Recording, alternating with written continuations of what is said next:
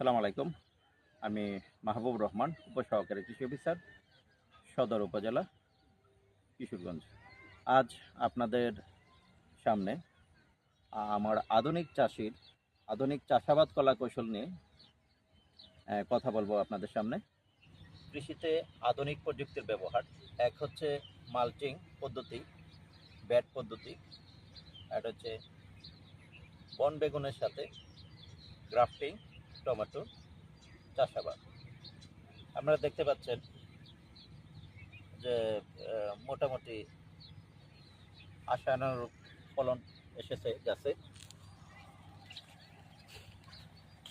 অনেকটা রোগমুক্ত বা ডলে পড়ার যে প্রবণতা, ডলে পড়ার যে ব্যাকটেরিয়াল উইল্ট, সেটা মুক্ত বললেই চলে।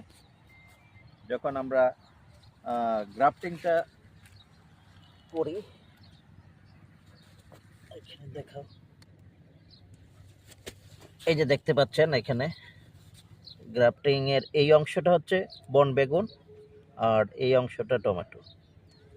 এই যে বন বেগুনের শাখা এখানে বের হয়ে গেছে, ভেঙে দিচ্ছি।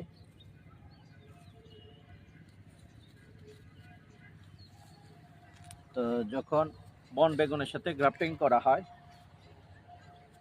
টমেটো ব্যাকটেরিয়াল উইল বা ঢলে পড়ার যে রোগটা, এটা প্রায় মুক্ত বলা যায়, এবং এটা স্থায়িত্ব বা দীর্ঘস্থায়িতা জীবনকাল অনেক বেড়ে যায়। সাধারণত বৃষ্টিপাত বা অন্যান্য কারণে যে ড্যাম্পিং অফ বা ঢলে পড়ার যে প্রবণতা, সেটা এই টমেটোতে থাকেই না। যখন জীবনকাল বেড়ে যায় তখন উৎপাদন বহুলাংশেই বাড়বে, এটাই স্বাভাবিক। আর মালচিং দেওয়াতে বর্ষাকালে বৃষ্টিপাত থেকে রক্ষা হয়, আর এই ড্রাই সিজন বা রবি মৌসুমে মাটির আর্দ্রতা ধরে রাখে। স্বাভাবিক থেকে 10-25% বেশি আর্দ্র থাকে, ফলে শিকড়ের যথাযথ বৃদ্ধি হয়, যার কারণে গাছ বেশি খাদ্য গ্রহণ করতে পারে, গাছের ফলন বৃদ্ধি পায়, জীবনকাল বৃদ্ধি পায়। আর মালচিংয়ে আরেকটা সুবিধা হচ্ছে যে এখানে আগাছা মুক্ত রাখা যায়। তো আপনারা যারা কৃষির সাথে জড়িত, চাষাবাদ তো এমনিতেই করেন, আধুনিক পদ্ধতি অবলম্বন করবেন।